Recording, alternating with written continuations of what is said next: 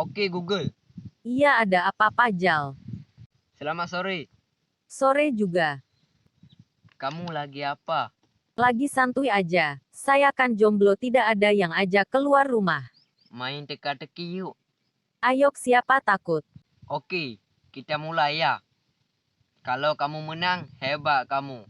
Tebak teka-teki saya ya. Oke, siap Pajal. Yang pertama, buah apa yang dulu dipakai untuk berperang? Mungkin buah-buahan yang ada di tempat perang kalian. Salah, yang benar adalah jambu rancing. Oh, bambu runcing.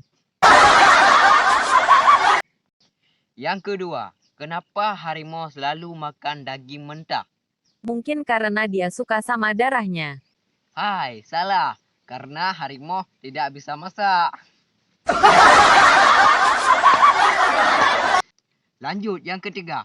Minyak-minyak apa yang disukai laki-laki? Pertanyaan yang sangat gampang. Pasti minyak rambut. Salah lagi. Menyaksikan pertandingan sepak bola. Lanjut, yang keempat.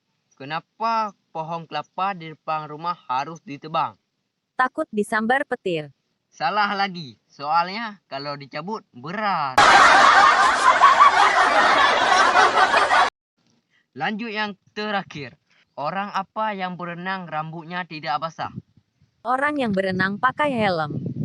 Salah lagi. Tapi orang botak.